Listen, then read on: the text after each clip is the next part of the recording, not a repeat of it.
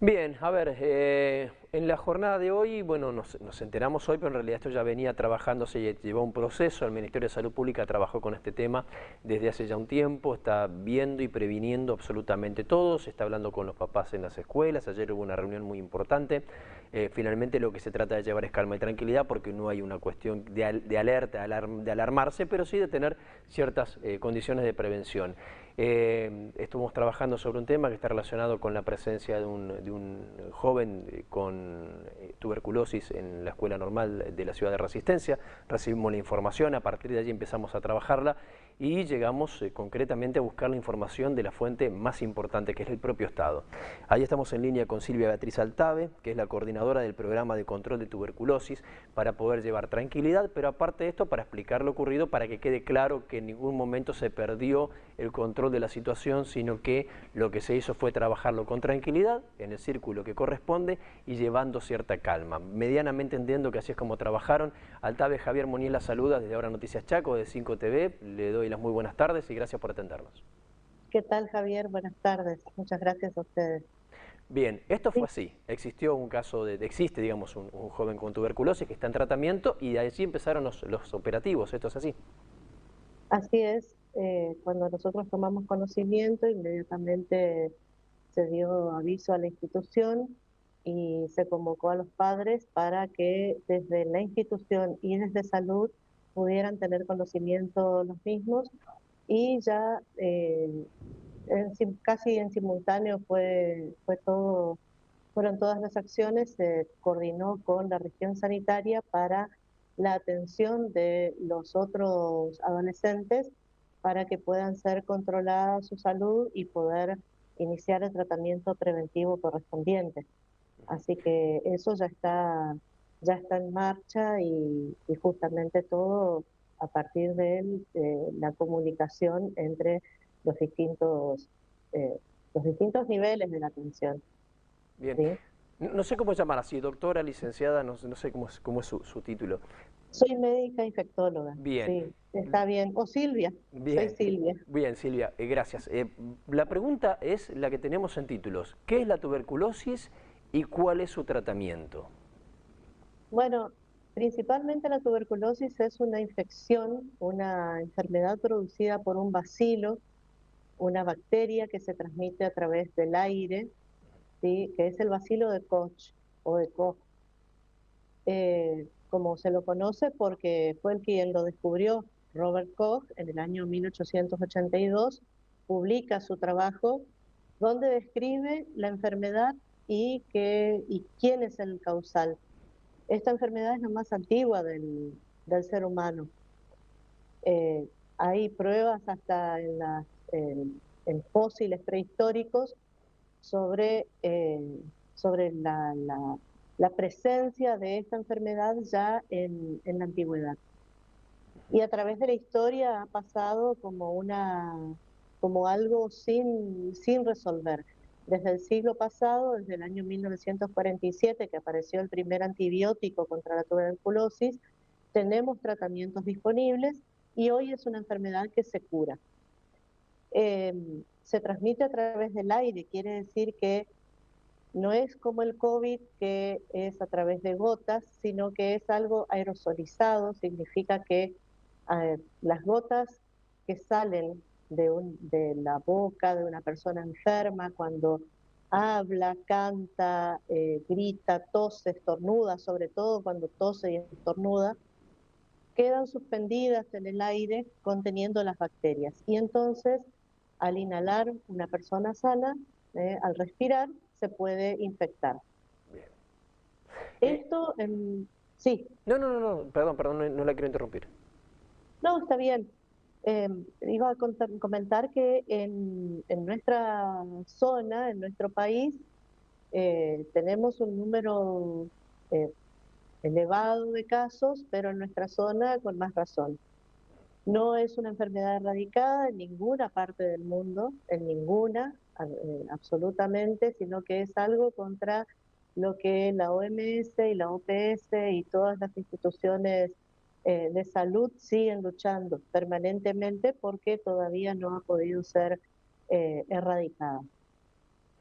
Eh, Sí, Con respecto a este caso puntual dentro de lo que es el establecimiento educativo, es un ambiente básicamente cerrado, entendemos que se tomaron medidas higiénicas dentro de la escuela, que la escuela está trabajando esto con extrema responsabilidad, pero también sabemos sí. que hay 34 niños, chicos, adolescentes de la escuela secundaria que fueron enviados a hacerse estudios en centros de salud y que esto ya estaba, el Estado había coordinado todo, inclusive con los centros de salud, para dar prioridad. Hasta ahí medianamente sabemos. ¿Cuáles son los resultados que se esperan y cuánto tiempo cuánto tiempo puede llegar a pasar entre la infección básicamente entrando al cuerpo, la bacteria o el virus entrando al cuerpo, y la primera reacción, los primeros signos cuando se lo detecta? ¿Cuánto tiempo se tarda entre contagiarse y la detección de este? Esto es muy variable porque la bacteria para empezar, todos estuvimos en contacto en algún momento con esta bacteria, Bien. todos. En nuestra zona, en la provincia, no debe haber persona que no haya estado en contacto alguna vez, sin saberlo, con la bacteria, con este bacilo de Koch. Entonces, la aparición de síntomas o la aparición de enfermedad depende no solamente de la bacteria, depende de la cantidad de bacterias que haya en el aire inspirado, depende de la inmunidad de la persona que toma contacto con el bacilo, depende de muchos factores. Entonces, a veces hay personas que pueden tener algunos síntomas, a veces inespecíficos en el transcurso de semanas o meses, un mes, 2 meses, y otras personas no van a presentar ningún síntoma durante toda su vida. Entonces, no es una enfermedad como yo la suelo comparar con el COVID, que teníamos tanto temor que era em, contacto y a los 5 o 7 días enfermedad. No, esto es algo que depende altamente de la inmunidad, del estado de salud, de quien toma contacto con la bacteria. Entonces puede haber una infección que es asintomática y hoy eso puede evolucionar o no a enfermedad. ¿Cómo se manifiesta la enfermedad? Porque la enfermedad tampoco es eh, algo que uno pueda detectar por síntomas muy específicos. Se puede confundir con otras cosas, se puede confundir con la neumonía, porque básicamente es tos y catarro durante 15 días o más, con la presencia muchas veces de fiebre, sobre todo a la noche, sudoración profusa, sobre todo también a la noche. También hay adelgazamiento, es decir, pérdida de peso sin una causa que lo justifique. También sensación de falta de aire, que es lo que nosotros llamamos disnea. Puede haber pérdida del apetito, catarro con sangre, lo que se llama hemoptisis, ¿sí? A veces son hilitos de sangre o a veces son gotas o bien sangre bien visible. Pero lo que tiene que alertarnos a nosotros es sobre todo esto de la tos con el catarro durante 15 días o más. ¿Qué pasa en esos casos? ¿Qué tenemos que hacer? Concurrir al médico. Concurrir al médico para que el médico pueda hacer lo que estamos viendo en las imágenes, que es la radiografía de tórax. Esto es fundamental para el diagnóstico porque ya permite visualizar lesiones que pueda haber ocasionado el bacilo. En caso también de que haya catarro, se puedan hacer pruebas en esa expectoración, ¿sí?, para detectar la presencia del bacilo. Hoy disponemos en la provincia de lo que se llaman pruebas moleculares, pruebas diagnóstico molecular. Hay diferentes clases de pruebas, GeneXpert, BD-Max, eso es algo técnico, pero sí se disponen de esas pruebas moleculares con muy poca cantidad de bacilos, ya puede detectar la presencia del mismo y se puede entonces hacer el diagnóstico. Una vez, sí. No, no, la pregunta que le iba a hacer tenía que ver también con las edades, porque acá estamos hablando de chicos jóvenes, muy jovencitos, en un lugar educativo, digamos, gente que generalmente los chicos están mucho más preparados para, de algún modo, el organismo rechazar estas situaciones, o bueno, a medida que va creciendo con las edades esto puede ser un poco más complejo, eso por un lado. Y por otro lado es el tema del recontagio, esto puede pasarnos en alguna otra oportunidad si ya tuvimos esta enfermedad.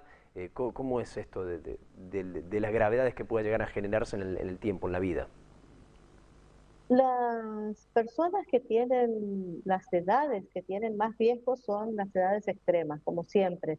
Los niños, especialmente los menores de 2 años, de 5 años, y los ancianos. Pero vemos que la tuberculosis se presenta sobre todo desde los 15 a los 45 años en su mayor medida. Esto no quiere decir que haya una cuestión de edad específicamente, sino que tiene que ver mucho con la exposición, es decir, a partir de la adolescencia la persona está más expuesta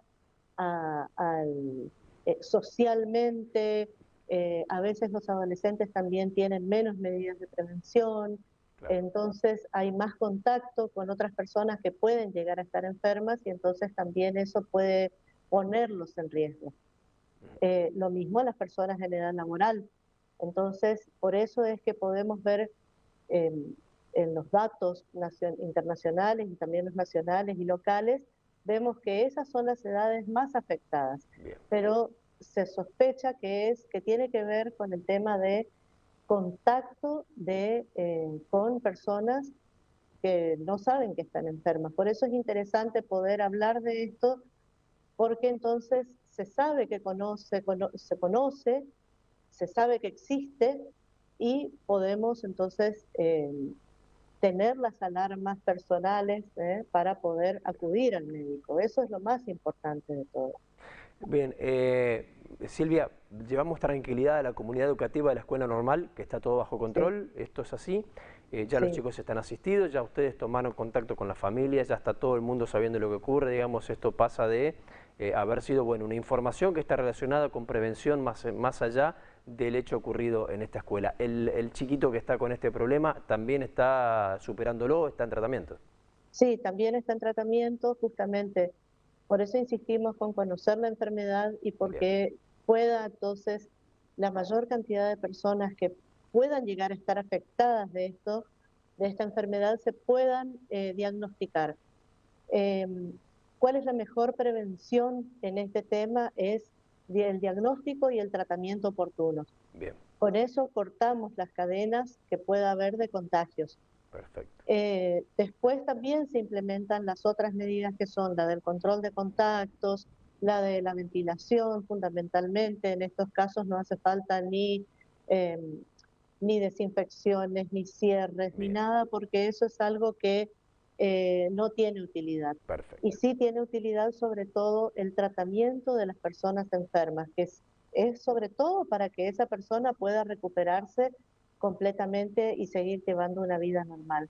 Bien. Y aparte de eso, justamente es un doble beneficio para la persona y para la comunidad, porque entonces la comunidad también se beneficia con ese corte de cadena de contagio.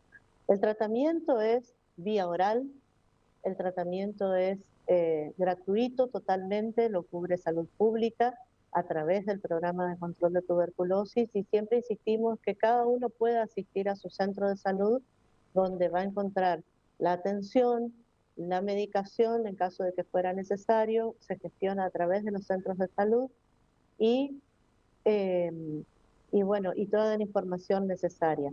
Bien, Eh, Esto es muy importante, saber que no es algo que condene, por decir así, a la persona a un final trágico, bien, sino que podemos evitar las muertes, podemos evitar las secuelas, inclusive con los diagnósticos oportunos, el diagnóstico precoz de la enfermedad, y por eso es que siempre insistimos con la información y el conocimiento.